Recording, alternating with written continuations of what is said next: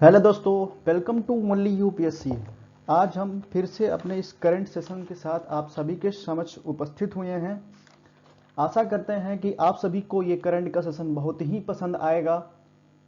हमारे इस करंट के सेशन को और हमारे इस चैनल को लाइक करें, शेयर करें और सब्सक्राइब करें और कमेंट तो ज़रूर करें। तो चलिए आगे हम इस सेशन को बढ़ाते हैं।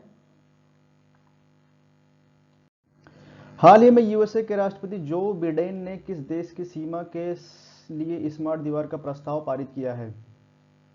तो इसका सही आंसर होगा मैक्सिको।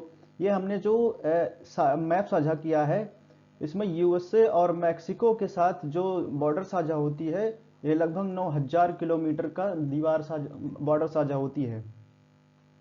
आइए आगे इसके एक्सप्लेनेशन के बारे में देखते हैं। इससे पहले 2019 में यूएसए ने मैक्सिको से ड्रग और अपराधियों के आक्रमण का हवाला देते हुए मैक्सिको बॉर्डर के साथ सीमा की दीवार के निर्माण के लिए राष्ट्रीय आपातकाल की घोषणा की थी।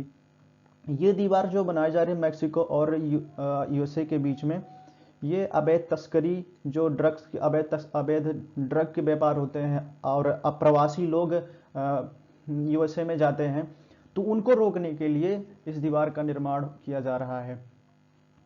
यहाँ के जो अवैध प्रवासी जाते हैं, इनलीगल माइग्रेंट जो यूएसए में जाते हैं, वो क्या करते हैं कि अपने साथ ड्रग लेके जाते हैं, हथियार लेके जाते हैं। तो वो चाहते हैं कि पकड़े जाएं, पुलिस के हवाले हो जाएं, पकड़े जाएं। तो जब पुलिस के हवाले होंगे या पकड़े जाएंगे तो 3 या 4 साल की, बहुत होगा तो 6 साल की जेल होगी।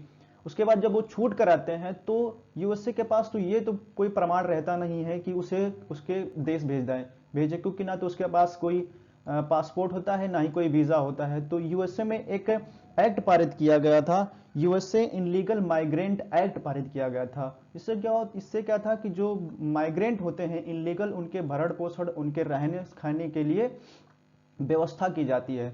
तो ये लगातार बढ़ते गए। यहाँ देखिए ग्राफ दिया है 2020 में कितने थे। उसके बाद जब डोनाल्ड ट्रंप की सरकार आई 2018 में, तो वहाँ बहुत कम हो गया था। लगभग 3 लाख के आसपास ही लोग वहाँ पर यूएसए में गए हुए थे। तो जब जो बिडेन की सरकार आई तो आते ही इस कानून को उन्होंने रोक दिया, लेकिन अब फिर से यह चर्चा में आ गया है। तो इस वजह से ऐसा नई तकनीकों से इस दीवार को बनाने की बात की जा रही है। तो आइए देखते हैं। इसकी जो राजधानी है मैक्सिको सिटी है, मुद्रा जो मैक्सिको पैसो है, और यहाँ के राष्ट्रपति जो है एड्रोस मैनुअल लोपेज ओब्राडोर है।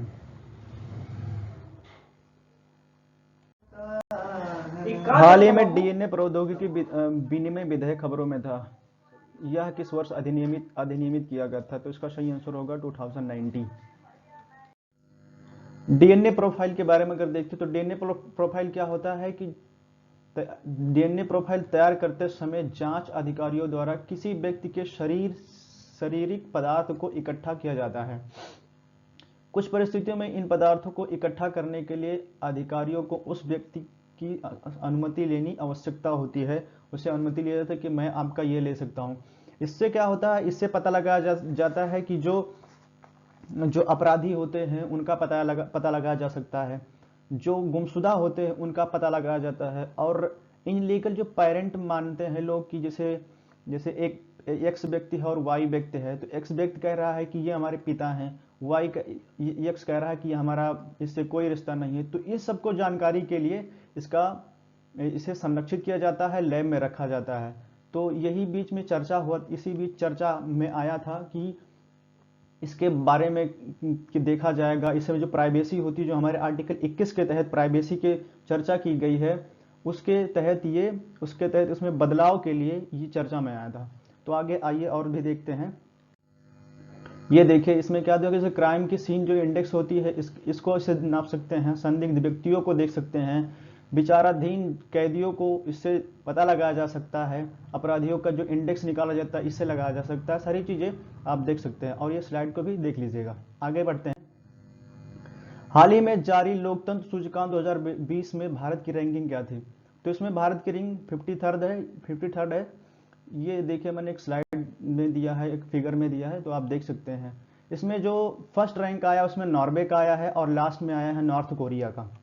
आगे देख राष्ट्रीय बाघ संरक्षण प्राधिकरण ने श्री विल्लुथुर मेघामलाई बाघ आरक्षित के स्थापना की मंजूरी किस भारतीय राज्य ने दी है? तो इसका सही आंसर होगा तमिलनाडु। तमिलनाडु होगा। ये जो जितनी बार बाघों का सेंसस हुआ, बाघों की गणना की गई है तमिलनाडु में, उसमें ये दिया हुआ है। इसे 1998 से 99 की 53 थी, 2000 से 2001 के बीच में 61 थी, 2005 से लेकर के 6 के बीच में 78 और 2010 और 2011 के बीच में सबसे ज़्यादा 163 थी। जितनी बार सेंसस हुआ है, जितनी बार बाघों की गणना हुई है, ये इसमें आप देख सकते हैं। तो आइए तमिलनाडु के बारे में कुछ जानकारी लेते हैं, देखते हैं।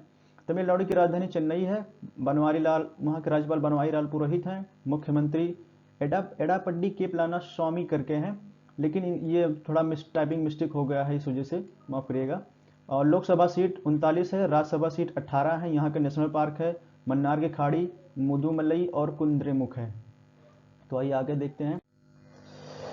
कौन सा राज्य कागज रहित कैबिनेट बनने वाला पहला भारतीय राज्य बना है? तो इसका सही आंसर होगा हिमाचल प्रदेश। ये हिमाचल प्रदेश का मैप आपसे साझा किए हैं, आप देख सकते हैं। आइए हिमाचल प्रदेश के बारे में कुछ जानकारी लेते हैं।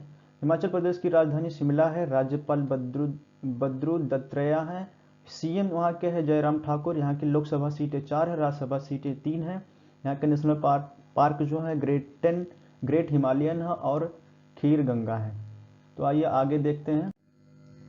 हाल ही में किस भारतीय को संयुक्त राष्ट्र के एशियाई पर्यावरण परिवर्तन से सम्मानित किया गया है? तो इसका सही आंसर होगा सरिस्मता लेका।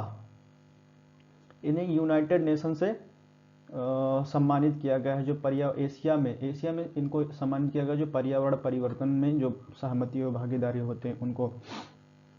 तो आइए यूनाइटेड नेशन के बारे में कुछ जानकारी लेते हैं, देखते हैं।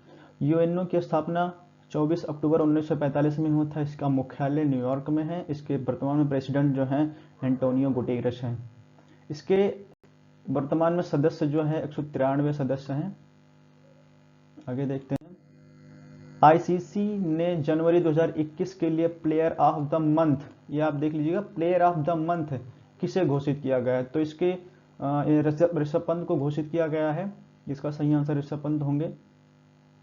आईसीसी के बारे में देखें तो आईसीसी की स्थापना 15 जून 1909 में हुआ था। मुख्यालय दुबई यूएई में है। उसके चेयरमैन है जॉर्ज ब्रैंकली हैं। ये ऋषभ पंत की फोटो है, आप सभी से साझा किए हैं। या आगे देखते हैं। सोवा रिगपा औषधि प्रणाली का संबंध भारत के किस राज्य से है? तो इसका सही आंसर होगा हिमालयन क्षेत्र से है। ये हिमालयन क्षेत्रों में जड़ी बूटियां पाई जाती हैं। तो आइए इसके कुछ एक्सप्लेनेशन के बारे में थोड़ा इसका एक्सप्लेनेशन देखते हैं। तो भारत के हिमालय क्षेत्र में तिब्बत या अमाची के नाम से भी जाने जाने वाली है। सोवा रिगपा विश्व की सबसे पुरानी चिकित्सा पद्धति में से एक मानी जाती है। भारत में इस पद्धति का प्रयोग जम्मू कश्मीर के लद्दाख क्षेत्र, लाहौल स्पीति जिसे हिमाचल प्रदेश का है, सिक्किम, अरुणाचल प्रदेश या दार्जिलिंग पश्चिम बंगाल में किया जाता है।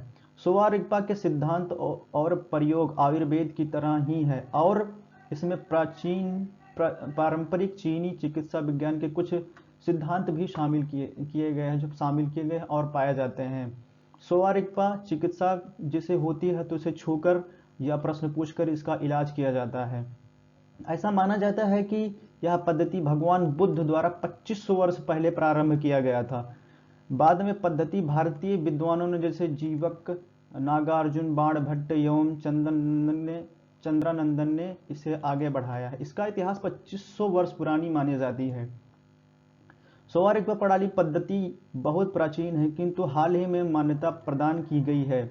यह प्रणाली अस्थमा, ब्रोंकिटिस और अर्थसाइटिस जैसी पुरानी रोगों के लिए प्रभावशाली मानी जाती है। तो आशा करते हैं कि आप सभी को ये हमारा सेशन बहुत ही पसंद आया होगा और बहुत ही अच्छा लगा होगा। तो आप सब हमारे इस चैनल को सब्सक्राइब करें, शेयर करें और लाइक करें और कमेंट तो ज़रूर करें। तो थैंक यू सो मच।